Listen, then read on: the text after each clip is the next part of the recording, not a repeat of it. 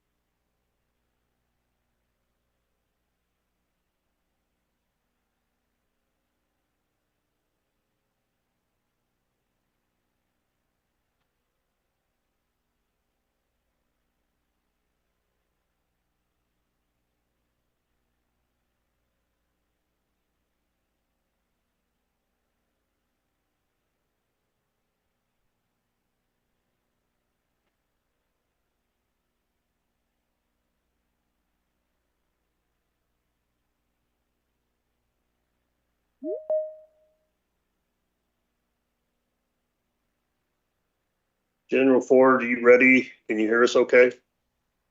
Yes, I can hear you fine, and I am ready. Ms. Grindemeyer, we have communication. Yes, sir. Go ahead and kick off meeting, the State of Nevada Board of Examiners meeting scheduled for today, December 9th, 2025 at 10:30 a.m. And we will start with the roll call. Governor Lombardo, Here. Attorney General Ford, Here. Secretary Aguilar. Here. Let the record reflect we have a quorum.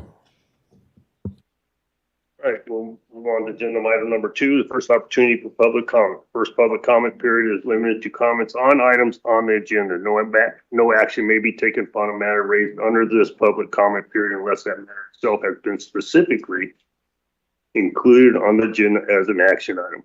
And I will impose a 3-minute time limit. Do we have anybody there in Carson City for public comment? No, sir. Do we have anybody here in Las Vegas? Any on the phone?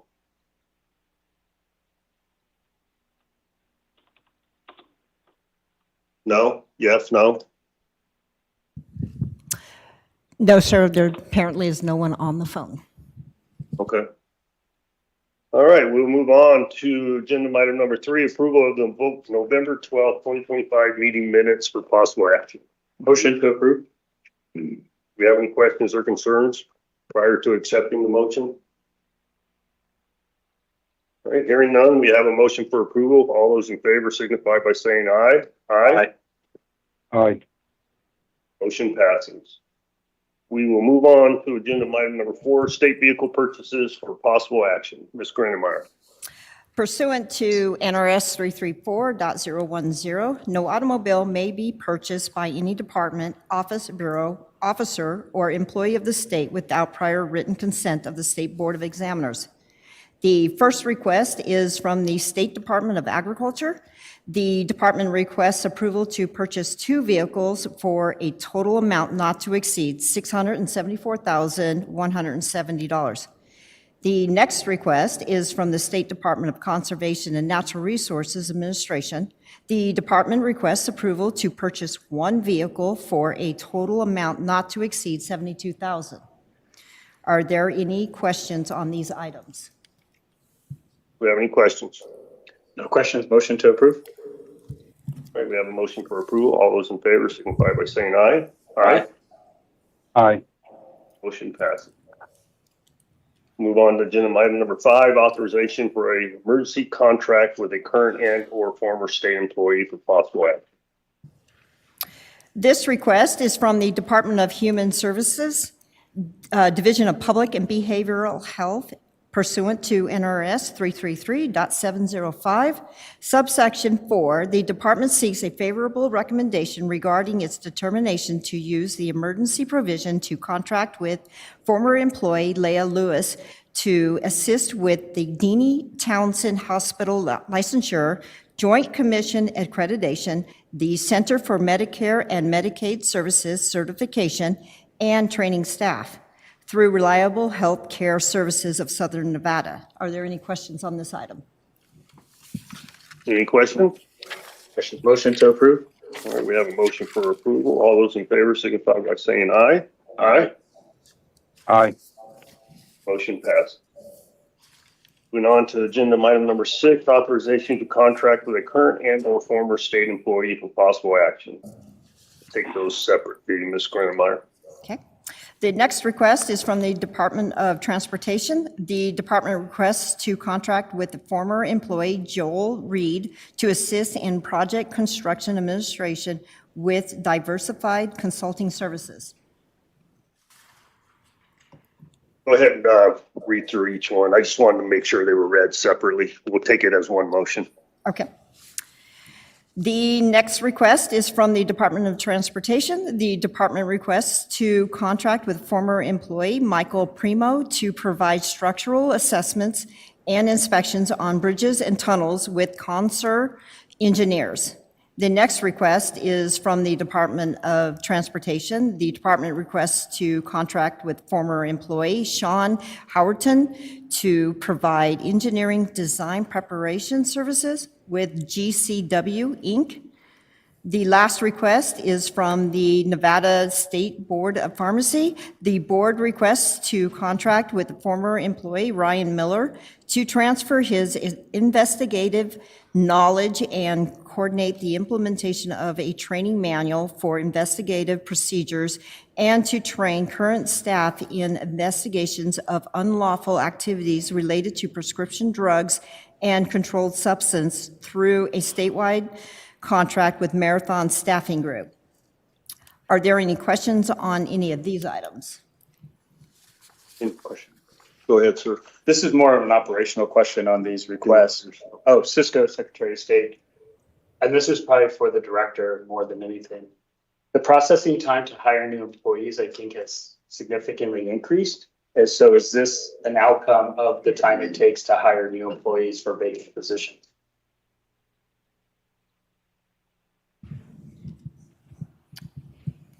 This is Tiffany. I would say yes. It does, when a former employee retires from the state or leaves state service, it's supposed to be a 90-day cooling off period. Thus can be they can hire them back in an emergency and get an exception with PERS. No, the question I'm asking is because it takes so long to process a new employee for this vacant position, are we having to go to former employees to fill these vacancies? With the Department of Transportation, I would call somebody up to ask that specific question. The reason I'm asking this is. Hold on, it's a global question. Yeah. Jack, can you provide Jack knows the answer. Bringing Core NV online, we had that dead period and we're trying to work through those. Our primary goal right now is getting payroll complete. You're finding that some agencies did not submit pay period 9 overtime. So we've been really concentrating on getting everybody up and to date paid. And then we'll concentrate on the new employees coming in, and that will be much more expedited. And then shortly we will see NeoGov come online, which is a new portal for people to apply that will extremely streamline the hiring process. Awesome. Okay, thank you. Appreciate it. You'd like her to make a motion? I'll make a motion. Motion to approve items 6, A, B, C, and D. All right, we have a motion for approval. All those in favor signify by saying aye. Aye. Aye. Aye. Motion passes. All right, we'll move on to agenda item number 7, request for approval to pay court claim pursuant to NRS 41.036, possible action. The Office of the Attorney General. This request is from the Office of the Attorney General. Pursuant to NRS 41.036, the office submits a request for claimant Law Stephen Johnson for a settlement amount of $185,000. Are there any questions on this item? Any questions? No questions. Motion to approve. All right, we have a motion for approval. All those in favor signify by saying aye. Aye. Aye. Aye. Motion passes. All right, we'll move on to agenda item number 8, request for approval of the proposed state administrative manual changes for possible action. Ms. Greenmeyer. This request from the Governor's Finance Office pursuant to NRS 353.040, the office requests modifications to the policies and procedures of the State Board of Examiners and adopted and collected in the following chapters of the State Administrative Manual: 0120, contract submission; 0800, collective bargaining; and 3022, post-award position processes. Are there any questions on these items? No Any question. questions? Motion to approve. All right, we have a motion for approval. All those in favor signify by saying aye. Aye. Aye. Motion passed. All right, we move on to agenda item number 9, requests for a recommendation of approval to the interim finance committee for an allocation amount from contingency account for possible action. Ms. Greenmeyer. This request is from the Department of Education pursuant to NRS 353.268. The department requests a recommendation to the Interim Finance Committee for an allocation of $1,333,148 from the Interim Finance Committee contingency account to replenish the account for state special education services. Are there any questions on this account? Any questions? No questions. Motions to approve. We have a motion for approval. All those in favor signify by saying aye. Aye. Aye. All right. My understanding, agenda item number 10 is up for removal. Is that correct? Yes, sir. Item 10 has been withdrawn by the agency. Thank you. Move on to agenda item number 11, approval of proposed leases. Possible action. There are 8 leases under this agenda item for approval by the board. I would note that the effective date for lease number 6 has been corrected from February 1st, 2028 to February 1st, 2026. Are there any questions on these items? I'm sorry, repeat those dates. Mr. February 1st, 2028 to February 1st, 2026. And it will go through 7/31 of 29. Is that correct? That is correct. Do we have any other questions? Not, I'll entertain a motion for approval. Motion to approve. We have a motion for approval. All those in favor signify by saying aye. Aye. Aye. We'll move on to item 12, approval of proposed contract for possible action. There are 55 contracts under this agenda item. I would note the termination date on contract number 23 with the Department of Education and Instructure, Inc. has been revised from June 30th, 2029 to June 30th, 2028. Are there any questions on these items? No questions. Motion to approve. I think there's 55. Can you make a motion inclusive of 55 contracts? Motion to approve all 55 contracts. All right, we have a motion for approval. All those in favor signify by saying aye. Aye. Aye. Cisco. Aye. All right, moving on to agenda item number 13, approval of proposed master service agreements for possible action. There are 35 master service agreements under this agenda item. Are there any questions on any of these items? Yeah, so I have a question. Bear with me on number 19.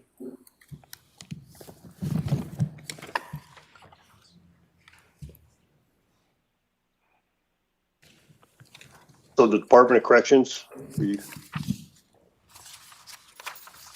there somebody here that can clarify how purchasing is monitoring these contracts? Because my understanding that the reason for this contract, because there was 117 million overage. Yes, sir, I do have purchasing and corrections at the table. Okay. William Taylor, Purchasing Administrator for the record. Good morning, Governor. As far as your question on how purchasing is monitoring the contracts, for the most part, purchasing monitors contracts via the expiration dates. When there are amendments that come up, we look at the amendment and consider what the ask is and provide our input at that time.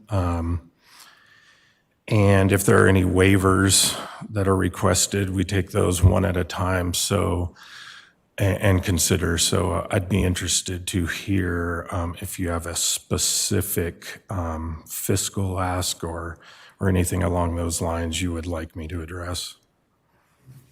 Well, I was informed that this particular contract was overdrawn by 117 million, and this is to make it whole. So how do we get into a position to where it's overdrawn at that level? So the previous 10 amendments to this contract were for various reasons, and GFO required no additional funds for the previous 10 because the original 25 million associated with the contract in 2011 was to secure the kiosks as part of this pilot program and account for any expenses in that regard as we extended these kiosks to other facilities.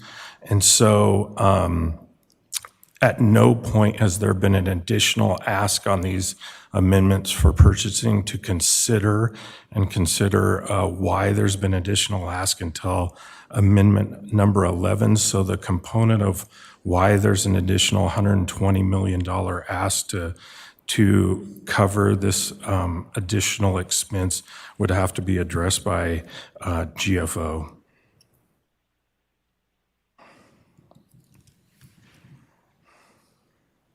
Grandemeyer, do you have a response to that?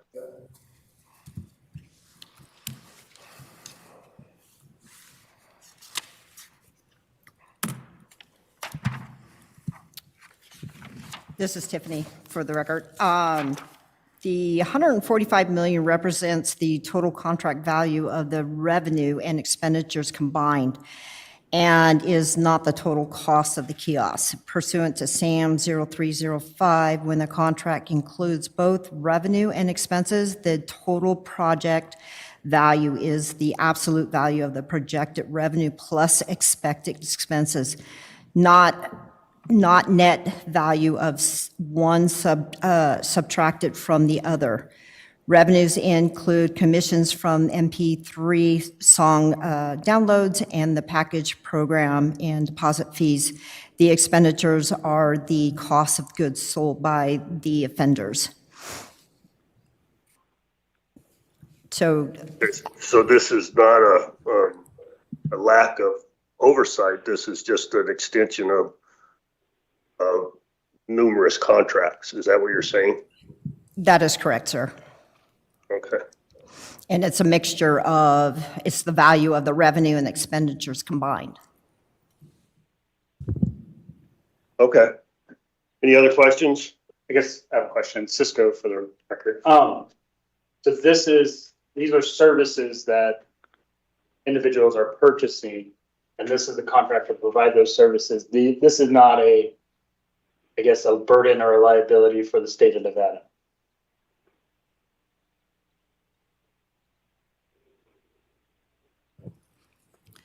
Good morning, Governor Lombardo and honorable members of the board. Adrienne Monroe, Administrative Services Officer 3 and Chief of Offender Services. That is correct. These are all services provided for the convenience of the offenders, including commissary purchases from our commissary programs to supplement their dietary requests already provided through culinary, as well as package program, MP3 players for music, and various other services. Thank you. Did that answer your question? Yes. So basically, we're not spending any money. It's just Just, I guess it's the capital outlay on reimbursement. Okay, any other questions on any of the, MSAs? If not, I'll entertain a motion for approval. motion to approve all 35 contracts. Or master service agreements. There we go. All right, we have a motion for approval. All those in favor signify by saying aye. Aye. Aye. All right, we move on to item number 14, which is an information item, clerk of the Board of Contracts. There are 45 contracts within the threshold of $10,000 to $99,999 that were approved by the clerk of the board from October 15th, 2025 through November 12th, 2025. This item is informational. Are there any questions on any of these items? Bear with me, I'm reading through the description on one of them.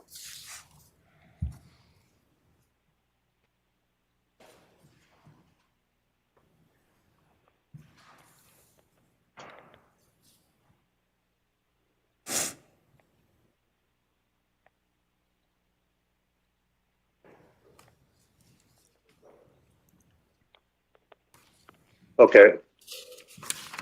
All right, I was just reading the narrative on the question I had previous for the pre-meeting, so, which sounds sufficient. So do we have any, questions or concerns on any of these items by the board? If not, I'll move on. No questions. Any questions? Any questions, General Ford? No, sir, none here. Okay, let's move on to agenda item number 15, information item reports. We'll take those separately. Okay. The first report is from the Governor's Finance Office Budget Division. Pursuant to NRS Chapter 353, the division presents a reconciled fund balance report of the following accounts as of November 7th, 2025. Please note the meeting materials include the specific amounts, while the approximate balances are as follows. Tort claim fund is $2.3 million. Statutory contingency account is approximately $2.6 million. Stale claims account, $3.5 million. Emergency account is $200,000. Disaster relief account is $7.9 million. IFC contingency unrestricted general fund is $2.9 million. IFC contingency unrestricted highway fund, $1.6 million. IFC contingency restricted general fund is $139.9 million. IFC contingency restricted highway fund is $6.9 million. Extradition coordinator budget account 1002 is $1.6 million. This item is informational. Are there any questions on any of these items? We have any questions? Okay. All right, None here. move on to 15B. The second report is the statewide quarterly overtime report for the first quarter of the fiscal year 2026. Pursuant to NRS 284.180, the Department of Administration, Division of Human Resources Management must prepare and submit quarterly to the Budget Division of the Office of Finance a report regarding all overtime worked by employees of the Executive Department during the quarter. This report covers the period of July 1st, 2025 through September 30th, 2025. This item is informational. Are there any questions on this item? Question here for the record, Governor Lombardo. Do we have a representative from the Department of Corrections that can speak to the comp time and overtime report? Yes, sir. Deputy Director Williams. Mr. Williams, So obviously, we've talked about this several times, and there were some solutions proposed in previous quarters. But if you look at the current report, it's still going the wrong way. So can you give me an update on what we're doing about the excessive overtime and or comp time? Absolutely. As we went into the first quarter, we ceased all mitigating programs that we had to reduce our overtime. Part of that was we were going 50-50 with inmate movement in and out of their cells. We also cut visiting in half, would alternate bi-weekly for visiting to pull those officers and utilize them. So going into the new fiscal year, we also suspended training as well. So going into the new fiscal year, effective July 1st, we reinstituted our training guidelines, which is mandated that we do the certain types of training. So we instituted that. We instituted our visiting normal schedule. We started back up with our medical appointments. So that was an increase. So we did spike, and then it started to come back down. Pay period 8, we saw a reduction, as well as in 9. So it did start to decrease. We do have an academy graduating on 12/17 next week. We have 36 cadets graduating next week. That's going to help continue to reduce. North, we have a graduation on 1/23 of next year, with a total of 12 in that academy. As we talked about numerous times as well, the decrease is going to take place probably March of 2026. Our big academy that we have with all the new positions that we received will start on January 9th of 2026. We have 82, which is almost 3 times as many as we normally have in our academy. That will start at the beginning of the year. And then the Northern Academy will have a total of 15 starting on February 9th, 2026. But those 82, that's filling every single position that we have. The 90 that we have allotted for the academy, as well as the 10 for Lovelock and the 10 for Ely. We're filling every vacant position we have to fill positions and to help reduce the overtime. So January will be the big class, and in March, when they graduate, you'll start to see a reduction, as well as filling some of the positions that we received from for training, as well as transportation and hospital guarding, is when you'll see a significant drop. Can you repeat that, what you just said about the medical transport? Oh, the medical transport, we received 43 positions for transportation, and we received 23 positions for our training department. We pull from both those areas, and we assist. Well, those 2 areas pull from the facilities. So when they need instructors for training, they pull from the facilities. When we have to do medical appointments or emergency medical runs, the facility handles those as well. Those are going to be considerably reduced once we can fill some of those transportation positions that we have. And that's going to be part of the 82 starting in the academy in January. Okay, so previously, we didn't benefit from academy graduations because they subsequently went into field training, and it would have to double, where they pair up, and field training was causing the overall issue. So are we going to have the same experience? Because you're saying March 26, but then they go into field training, correct? Correct. But we also increased our academy to try to reduce some of that field training inside the facility. So we went from 8 weeks to 10 weeks in our academy. Okay. So when they graduate, they're going to be a lot more prepared. And when they get ready to enter the facility, we're still going to have some field training, but we still have the extra bodies to be able to handle the day-to-day operations, as well as, because everybody keeps saying, well, we gave you these positions, why haven't they been filled? Well, in order to fill them, I have to deplete the facility, and the facility takes precedence over the outside department. So when you say that you have to deplete the facility, what's that mean? It's because they have to go in and teach? no, when we deplete the facility to fill the central trans and the training positions, we're taking our experienced staff That's what I'm saying. that meet the criteria to come out to fill those positions. So what we want to do is get our new officers into the facility and then allow training and central trans to kind of pick and choose what veteran staff they want to come work in that operations. Relying on your expertise. We're just trying to get the bodies as quickly as possible. Because we got to get our arms wrapped around this issue. Understood. Any other questions? General Ford, any questions? No, sir, I don't have any. Okay. All right, we will close agenda item number 15 and move on to the second opportunity for public comment. Do we have any public comment there in Carson City?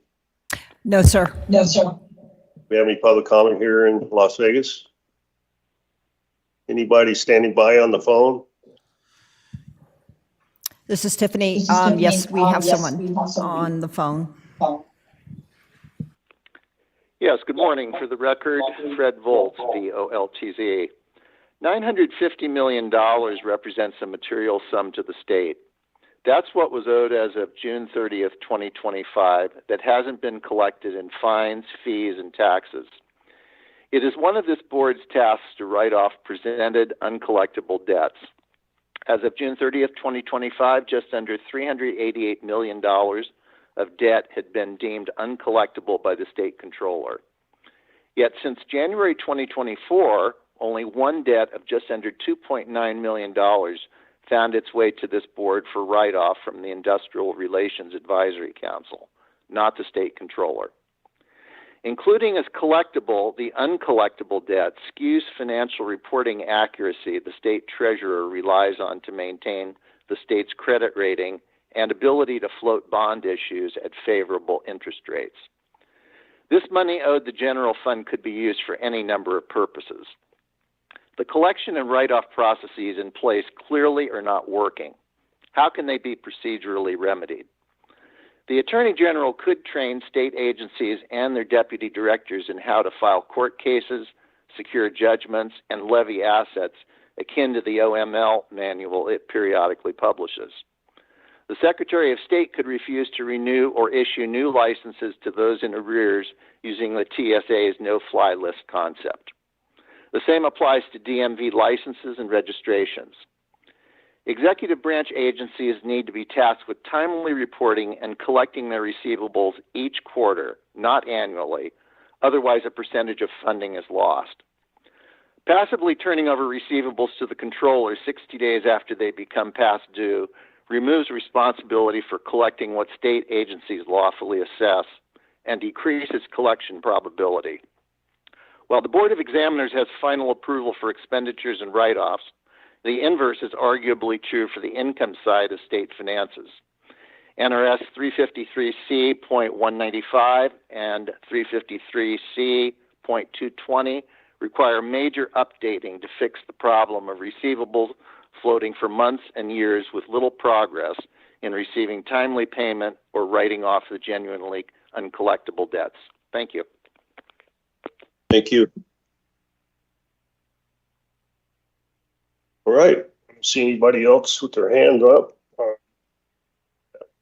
Close the second opportunity for public comment and move for adjournment. I'll entertain a motion. Motion to adjourn. We have a motion to adjourn. All those in favor signify by saying aye. Aye. Aye. Thank you. Thanks, everybody. Thank you. Yeah.